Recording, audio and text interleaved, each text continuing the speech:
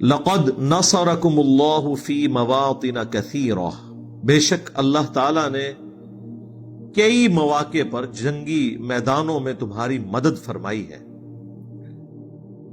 وَيَوْمَ حُنَيْن، اور حنین کے دن تو بالخصوص۔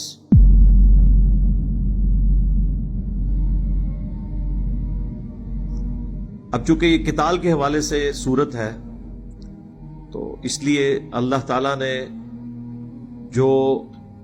امت محمدیہ صلی اللہ علیہ وآلہ وسلم کا خاصہ ہے، یعنی قتال، اللہ تعالیٰ کی طرف سے جو عذاب استیصال ہے کافروں کے اوپر، رسول اللہ کی خصوصیت ہے صلی اللہ علیہ وآلہ وسلم، اس کے حوالے سے مسلمانوں کو موٹیویٹ کرنے کے لیے جو پہلے کی جنگیں ہیں ان کی طرف اشارہ فرمایا کہ اللہ تعالیٰ نے بہت سے مواقع پر تمہاری غیبی مدد فرمائی۔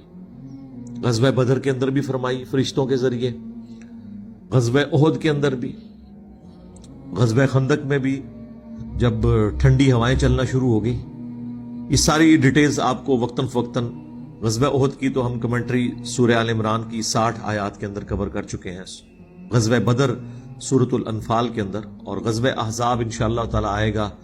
سورۃ الاحزاب میں، غزوہ خندق، اور سورہ توبہ میں جو رسول اللہ کی زندگی کا آخری غزوہ ہے صلی اللہ علیہ وآلہ وسلم، غزوہ تبوک، اس کا ذکر ہے۔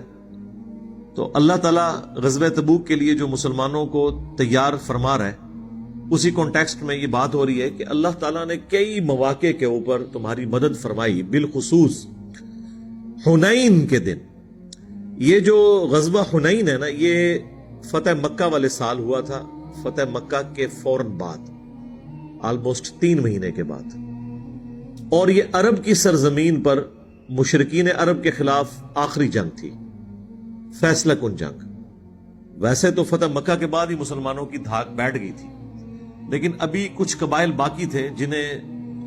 اپنی جنگی صلاحیتوں کے اوپر ناز تھا اور وہ رسول اللہ کی بیعت کرنے کے لیے تیار نہیں ہوئے، ورنہ اکثریت نے تو نبی الاسلام کا غلبہ قبول کر لیا تھا۔ بعض نے ایز اے پیغمبر کیا، بعض نے ایک وار لارڈ کے طور پر، کہ ایک ایسا جنگجو ہے، قبیلے کا سردار جس نے تمام قبائل کو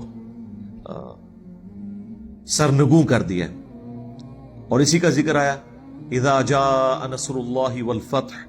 ورأیت الناس يدخلون فی دین اللہ افواجا،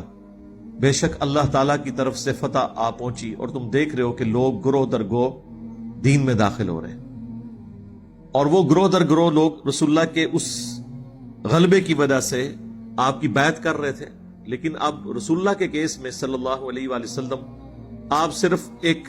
قبیلے کے سردار یا جنگجو کی حیثیت سے نہیں تھے، بلکہ اللہ کے پیغمبر بھی تھے، لہذا بیعت اس زمانے میں بھی ہوتی تھی، بڑے سرداروں کی بیعت لوگ کرتے تھے، ان کے پیچھے چلنے والے۔